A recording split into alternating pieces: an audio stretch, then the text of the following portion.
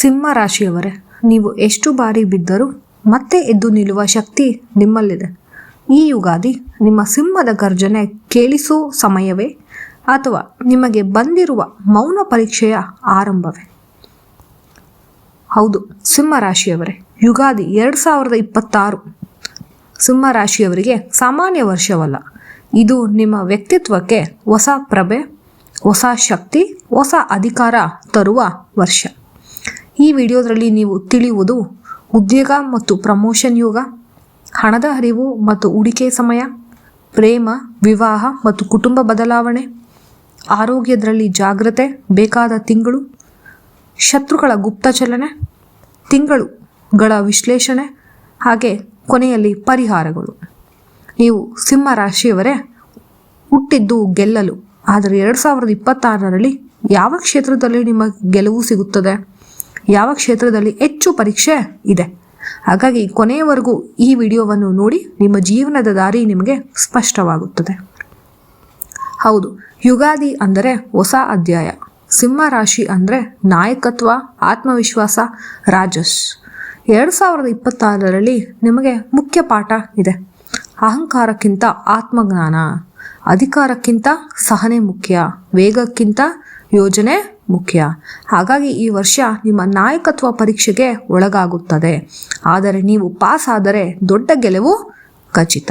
ನೀವು ಅಹಂಕಾರ ಪಡೆದಿರ ಯಾವುದೇ ಕೆಲಸವನ್ನು ಒಂದು ಪ್ಲ್ಯಾನ್ ಮಾಡಿ ಯೋಜಿತವಾಗಿ ನೀವು ಅದನ್ನು ನಿರ್ವಹಿಸ್ತಿರೋ ಅದರಲ್ಲಿ ನೀವು ಯಶಸ್ಸು ಪಡೆದ್ರೆ ನಿಮಗೆ ದೊಡ್ಡ ಗೆಲುವು ಸಿಗುತ್ತದೆ.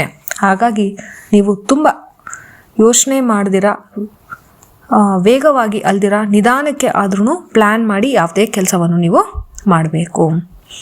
ಓಕೆ, ಉದ್ಯೋಗ ಮತ್ತು ವೃತ್ತಿಯಲ್ಲಿ ಮಾರ್ಚ್ ಮತ್ತು ಜೂನ್ ನಾವು ನೋಡೋದಾದರೆ ಕೆಲಸದಲ್ಲಿ ಒಂದು ಸ್ವಲ್ಪ ಒತ್ತಡ ಬರುತ್ತೆ. ನಿಮ್ಮ ಮಾತುಗಳನ್ನು ತಪ್ಪಾಗಿ ಯಾರಾದರೂ ಅರ್ಥೈಸ್ಕೊಳ್ಬೋದು. ಹಾಗೆ ಉದ್ಯೋಗಿಗಳಿಂದ ನಿಮಗೆ ಸ್ಪರ್ಧಿ, ಸಹೋದ್ಯೋಗಿಗಳು ಏನಿರ್ತಾರೆ ಅವರೇ ನಿಮಗೆ ಕಾಂಪಿಟೇಟರ್ಸ್ ಆಗ್ತಾರೆ. ಹಾಗಾಗಿ ಇದರಿಂದ ಒಂದು ಸ್ವಲ್ಪ ಒತ್ತಡ ಬರುತ್ತೆ. ನೀವೇನೇ ಮಾತಾಡಿದ್ರು ಯಾರು ತಪ್ಪು ತಿಳ್ಕೊಳ್ಳುವಂತಹ ಸನ್ನಿವೇಶಗಳು ಸೃಷ್ಟಿಯಾಗ್ಬೋದು. ಆದರೆ ನೀವು ಇಂಥ ಸಮಯದಲ್ಲಿ ಧೈರ್ಯ ಕಳೆದುಕೊಳ್ಳಬಾರದು.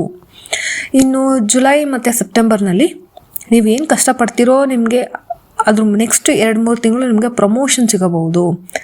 ನಿಮ್ಮ ಪ್ರಮೋಷನ್ ಕೊಡ್ಬೋದು, ಅಥವಾ ನಿಮ್ಮ ಗ್ರೂಪಲ್ಲಿ ನಿಮ್ಮನ್ನ ಲೀಡರ್ ಮಾಡ್ಬೋದು, ನಾಯಕತ್ವದ ಹೊಣೆ ಕೊಡ್ಬೋದು, ಅಥವಾ ಯಾವುದಾದ್ರೂ ಒಂದು ಹೊಸ ಪ್ರಾಜೆಕ್ಟ್ ಅಥವಾ ನಿಮಗೆ ಕೊಡಬಹುದು. ಇದು ಯಾರು ಕಂಪ್ನಿಗಳಲ್ಲಿ, ಆಫೀಸ್ಗಳಲ್ಲಿ ವರ್ಕ್ ಮಾಡ್ತಾ ಇರ್ತಾರೋ. ಇನ್ನು ವ್ಯವಹಾರಸ್ಥರಿಗೆ ಆಗಸ್ಟ್ ತಿಂಗಳು ವಿಶೇಷ ಲಾಭದಾಯಕ. ಆಗಸ್ಟ್ನಲ್ಲಿ ಒಳ್ಳೆ ಪ್ರಾಫಿಟ್ ಸಿಗುವಂತಹ ಸಮಯ. ಹಾಗೆ ಅವ್ರಿಗೆ ಹಳೆ ಕಸ್ಟಮರ್ಸ್, ಹಳೆ ಸಂಪರ್ಕದಿಂದ ಅವ್ರಿಗೆ ಹೊಸ ಒಪ್ಪಂದ ಸಹ ಆಗಬಹುದು. ಹೊಸ ಕಸ್ಟಮರ್ಸ್, ಹೊಸ ಆರ್ಡರ್ ಕಡೆ ಸಿಗಬಹುದು ಅವ್ರಿಗೆ. ಹಣಕಾಸು ಸ್ಥಿತಿನ ನೋಡೋದಾದರೆ ಸಿಂಹ ರಾಶಿಯವರಿಗೆ ಹಣ ಬರುತ್ತದೆ, ಆದರೆ ನಿಮ್ಮ ಕೈಯಲ್ಲಿ ಉಳಿಯಲು ಶಿಸ್ತು ಬೇಕು. ಹಣ ಬರುತ್ತೆ, ಹೆಚ್ಚಾಗಿ ಬರುತ್ತೆ, ಅದನ್ನು ಉಳಿಸ್ಕೊಳೋದು ನಿಮ್ಮ ಕೈಯಲ್ಲಿ ಇದೆಯಾ? ನೀವು ಪ್ಲ್ಯಾನ್ ಮಾಡಿ ಖರ್ಚು ಮಾಡಬೇಕು. ಅತಿಯಾದ ಖರ್ಚು ಮಾಡಬಾರ್ದು. ಆಮೇಲೆ ನನಗೆ ಬ್ರ್ಯಾಂಡೆಡ್ ಬಟ್ಟೆನೇ ಬೇಕು ಅಂತ ಹೇಳೋರು ಅದ್ರ ಮೇಲೆ ಬಹಳಷ್ಟು ದುಡ್ಡು ಖರ್ಚು ಮಾಡ್ತೀರಾ. ಯಾವುದು ಬೇಕೋ ಅದನ್ನು ಮಾತ್ರ ನೀವು ತಗೊಳ್ಬೇಕು.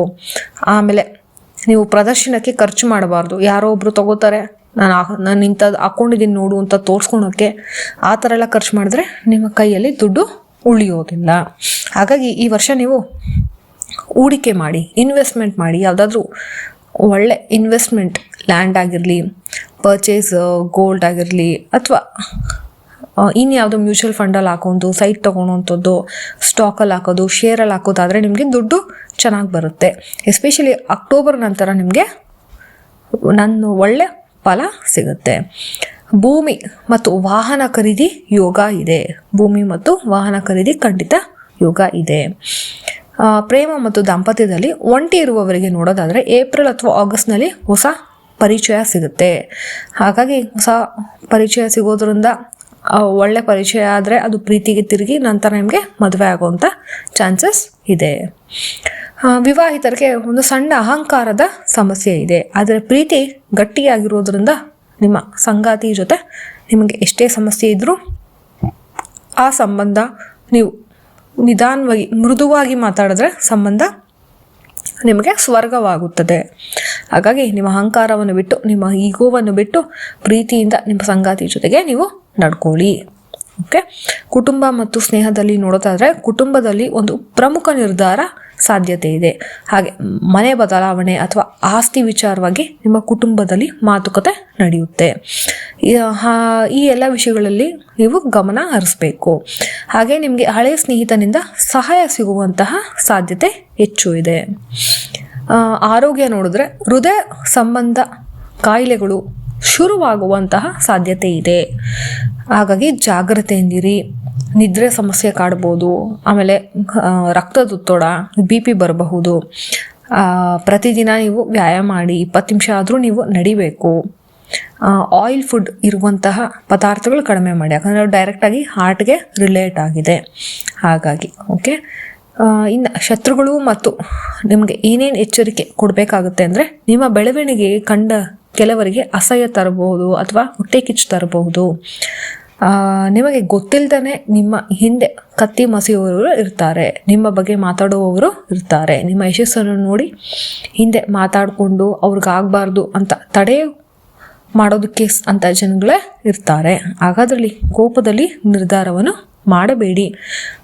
ಹಾಗಾಗಿ ನಿಮ್ಮ ರಹಸ್ಯವನ್ನು ಸಹ ನೀವು ಯಾರ ಹತ್ರನೂ ಹಂಚ್ಕೊಳ್ಬೇಡಿ. ಏನೇ ಸೀಕ್ರೆಟ್ಸ್ ಇದ್ರೂ ನಿಮ್ಮ ಹತ್ರನೇ ನೀವು ಇಟ್ಕೊಳ್ಳಿ, ಬೇರೆ ಯಾರಿಗೂ ಹೇಳೋಕ್ಕೆ ಹೋಗಬೇಡಿ.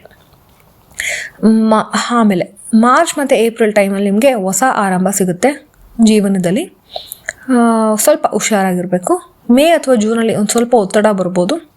ಜುಲೈ ಆಗಸ್ಟಲ್ಲಿ ನಿಮಗೆ ತುಂಬಾ ಚೆನ್ನಾಗಿದೆ, ಒಳ್ಳೆ ಅದೃಷ್ಟ ಇರುವಂತಹ ಜುಲೈ ಆಗಸ್ಟ್ ನಿಮಗೆ. ಸೆಪ್ಟೆಂಬರ್ ಅಕ್ಟೋಬರಲ್ಲಿ ಹಣದ ಹರಿವು ತುಂಬ ಚೆನ್ನಾಗಿ ಬರುತ್ತೆ. ನವಂಬರ್ ಡಿಸೆಂಬರಲ್ಲಿ ಎಲ್ಲರೂ ನಿಮಗೆ ಗೌರವ ಕೊಡ್ತಾರೆ ಮತ್ತು ನಿಮಗೆ ಈ ಯಶಸ್ಸು ಸಹ ಸಿಗುತ್ತೆ. ಆ ಟೈಮಲ್ಲಿ ನೀವು ಏನು ಕಷ್ಟಪಡ್ತೀರೋ ಇಡೀ ವರ್ಷದ ಯಶಸ್ಸು ನಿಮಗೆ ಇಯರ್ ಎಂಡಲ್ಲಿ ನಿಮಗೆ ಸಿಗುತ್ತೆ. ನೀವು ಸಿಂಹ ರಾಶಿ ಅವರಿಗೆ ಏನು ಹೇಳೋದು ಅಂತಂದರೆ, ನೀವು ಹುಟ್ಟಿದ್ದು ರಾಜ ಮರ್ಯಾದೆ ಪಡೆಯೋದಕ್ಕೆ. ಆದರೆ ನಿಮಗೆ 2026ರಲ್ಲಿ ನಿಮಗೆ ಬೇಕಾಗಿರೋದು ವಿನಯ.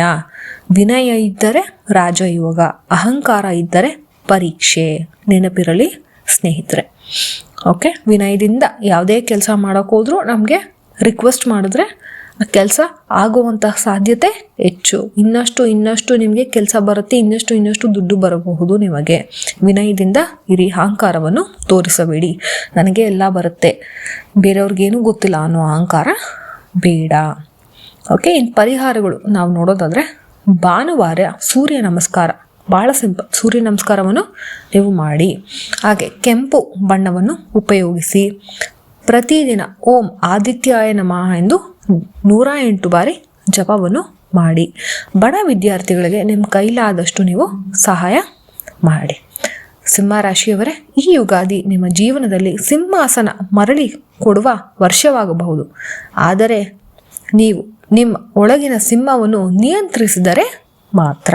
ನಿಮ್ಮ ಒಳಗಿರುವ ಅಹಂಕಾರ ಎಲ್ಲವನ್ನು ನೀವು ನಿಯಂತ್ರಣದಲ್ಲಿ ಇಟ್ಟುಕೊಂಡ್ರೆ ನಿಮಗೆ ಈ ವರ್ಷ ಸೂಪರ್ ಡೂಪರ್ ಆಗಿ ಇದೆ.